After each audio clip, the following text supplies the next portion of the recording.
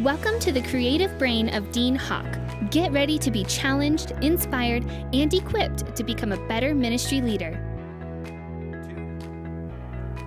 Hey, welcome to the Dean Hawk Leadership Podcast. This is Dean, and I'm so honored to be coming into your car, your headphones, your workout, wherever you are that you're checking this out. Welcome to the month of June. We hope that you have an amazing summer vacation planned or scheduled, or maybe you're on that vacation right now. This month, and it's going to be a two-part, we're carrying it over into July. This month and next month, I want to talk about the power of momentum. And we all have been on the sports field or been at the big game, and isn't it amazing how quick momentum can shift?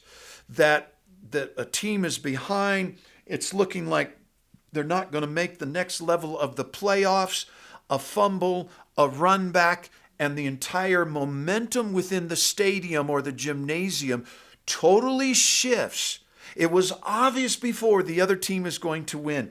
And then suddenly it's like you can feel the team that was ahead is now deflated, and they're now in fear. Oh no, we might lose this thing. The team that's still behind, but now they're closer, is like, man, we can do it again. Man, they're trying the onside kick, and then they're getting it. And momentum is this unseen force. And here's what I've realized, and I hope that you have experienced it in the healthy ways and not the unhealthy ways. But I have walked into services on a Sunday morning before, and I'm telling you, the worship team hasn't even sung a song, but it feels like there's a vacuum in the room. And you have this, oh no, it's going to be one of those days. I mean, the crowd is standing on the outside, but they're sitting down inside. Jokes that you've maybe preached and used at some other church service or meeting that you've spoken at, that you know is a winner chicken dinner, goes off flat, and there is no momentum in the room. It is a vacuum and a gully of just desperation. Flip side, we've all been in those services where, man, the people are engaged. And by the time you as the pastor gets up to preach, you just feel like you're riding this beautiful 12-foot wave that just never ends. And it's all been set up for you. And you just got to ride this thing out. And you can feel that momentum and you can feel that surge. And so I believe it's a spiritual thing, but it's also a natural thing. There are some things that naturally can break momentum. I've had friends that have launched or pioneered new churches in high school auditoriums.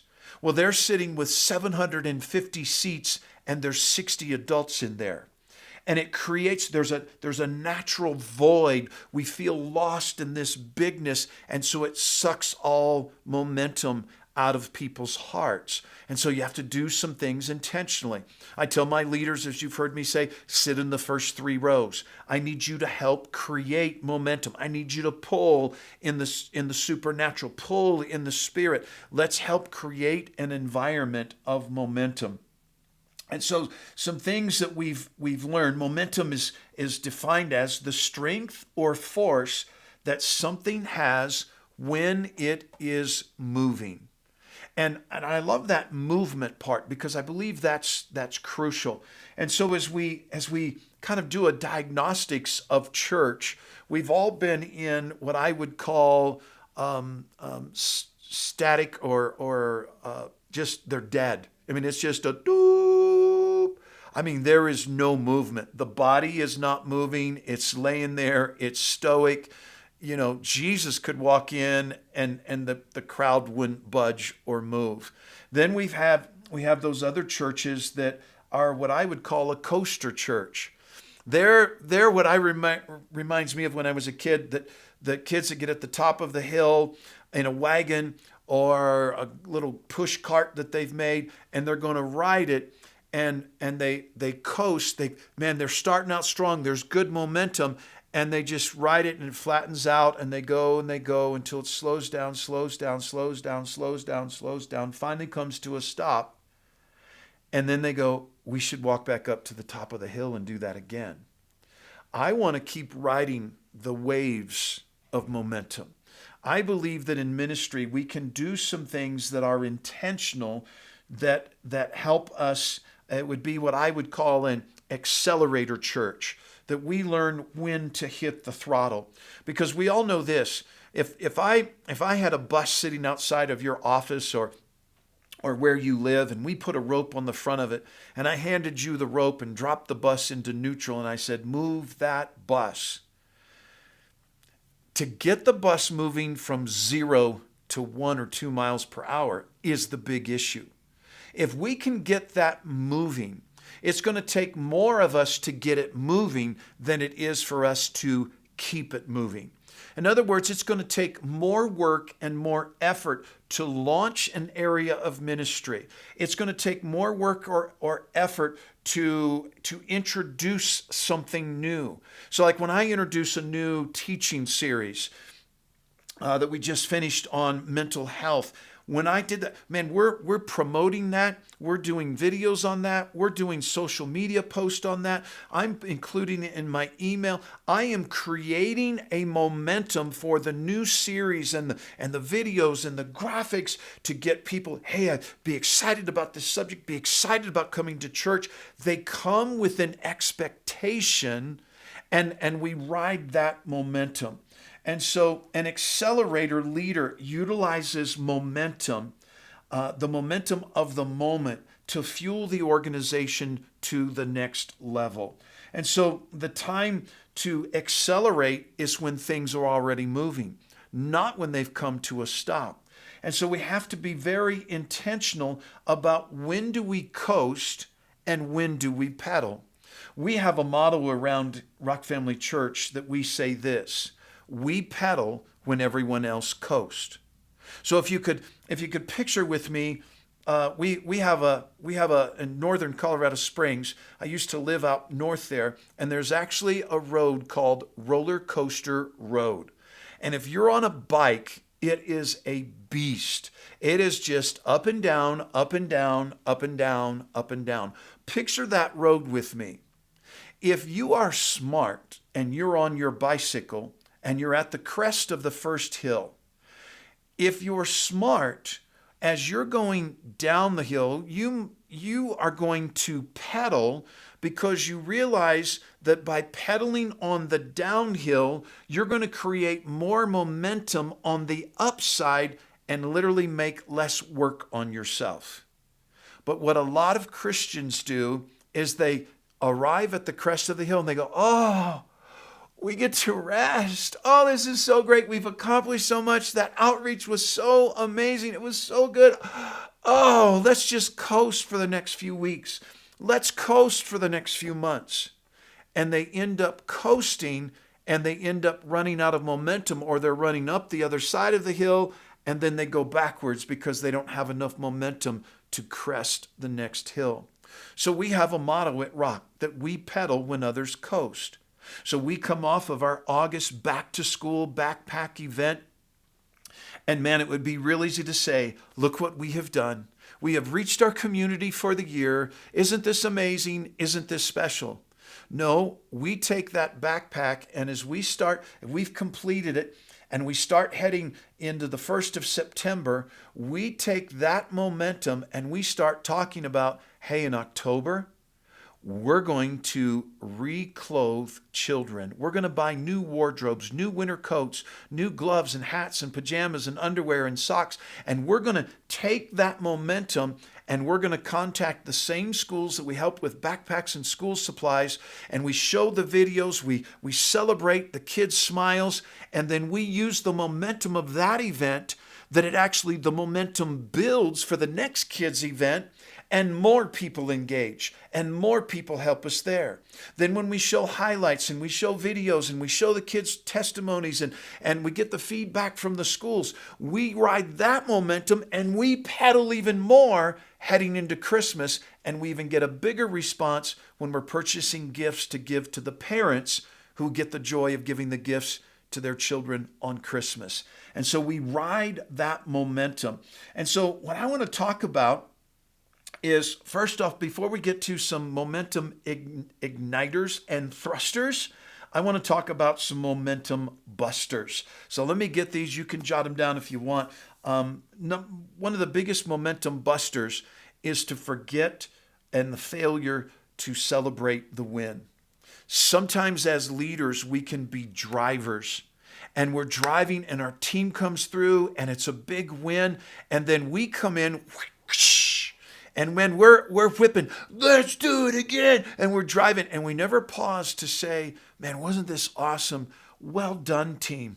Hey, everyone really put in extra effort. Let's take off an extra day this week. Office is closed not just on Friday. We're going to shut it down on Thursday and Friday. Get your work done. I want to get you an extra day out to just rest and to recharge. And then maybe that following Monday, we come around and we say, hey, what's on the agenda? What do we have going next? Where are we going? Number 2 is the failure to appreciate your team, to give the accolades, the accommodations, the attaboys to the team members and the sacrifices that they've made. Just it's a momentum deflator. But when we breathe into people and say, man, job well done, you're really knocking it out of the park, it really makes a difference in their life. Number 3 is devaluing small contributions. You know, it's the slightest of wind that catches the sail that moves it across the sea. And it's the smallest of contributions that can literally move our organizations forward. And we need to be careful that we are valuing them. Number 4, we're talking problems more than progress. Man, you want to lose momentum is let your staff meeting just go off. I mean, it's like driving the 67 Chevy off the cliff into the ocean. It's just a Debbie Downer moment. So we intentionally start our staff meetings with share something cool that God has done in the last 7 days. Share something cool that happened in service yesterday. And then a lot of times leaders will use negative motivation tactics. They're putting people down. In other words, maybe over-threatening. If you guys don't shape up, you're out of here. Over-threatening for the mistake was minor, but if you do that again, you're fired. And it doesn't match for the offense. Yes, I stepped over that line, but really they won't fire you for that size of an offense. But so we make threats and we basically try and make our teams respect us out of fear and not out of love. And so that's a momentum buster. Then focusing on the process instead of people. We have a core value here at Rock Family Church, and we just put it this way, people are priority. Before our processes, before our process cues, before our boundaries and our guidelines and our structure, people come first. And so that means that if we are going to, we've got a new family that shows up and they have a 3rd grader and a 4th grader. Well, in our children's ministry, they go to different classrooms. That would be the law. That would be the process. But we know that it can be an intimidating experience for those two to go to class by themselves when they don't know anyone else in the classroom. And so people are priority. We'll say to the mom or dad, which would be better? Would it be better for this one, this Sunday to go here, or this one to come down? And sometimes mom and dad will say, nope, they're good. Let them go to their own rooms. But we're valuing and respecting people. Then lack of vision or multiple visions. It's kind of a two-headed monster. If there's a lack of vision, there's no motivation. Why are we doing this? Where are we going? What's our goal? And if there's multiple visions, that the staff can become confused. Pastor said this, but pastor's wife said that. XP pastor said we're doing this, but I heard from pastor we're not doing that. And so the dual vision can deflate and suck the momentum out of the room. And then controlling rather than releasing. that we try and micromanage and we're hovering over people and we won't empower them to make decisions, well, that's a momentum buster. It really just it breaks the momentum that let me help a youth pastor out. A youth pastor comes and says, they've planned this big outreach, this big event, and they've got it all. They've got the budget worked out. They've got it all planned out, and we're going to reach this many kids, and we're going to reach out to these high schools, and we're doing all of these things, and go through all this process. Pastor, I just need you to put a stamp on this. And really not for any reason, maybe personality, maybe I don't know. The pastor goes, nah, I don't want to do that. I think you should do, and he starts naming off a completely separate, different event. Well, you're going to deflate. You're just going to kill all momentum, because that staff member had an idea, had vision, had inspiration, and it'd be like letting go of the end of a balloon. You just, went and all the air goes out of the room. All momentum is lost. And now it can go nowhere. Selfishness is a momentum buster. Lack of faith is a momentum buster. And then we learn from Joshua in Joshua chapter 6 and 7, we learn that sin and poor choices can be a momentum buster. That when Achan took of the items that he shouldn't, that it was a momentum buster when the Israelites were going to take the next battle. They were sorely defeated. Because the momentum had shifted. They didn't realize it, but because of sin. Here's what I've found. That when I live sin-free, means I live guilt-free. And when I live guilt-free, I'm condemnation-free. And when I'm condemnation, guilt-free, and sin-free, I minister at another level of confidence. There's a confidence in my walk with God. There's a holiness that I'm living and walking and ministering in the power and the presence of God. And there's not anything that I've done that the enemy can go, you remember when you did this. No, I'm clean, I'm washed, and I've living a sanctified life, and it gives me confidence. It gives me momentum as I minister.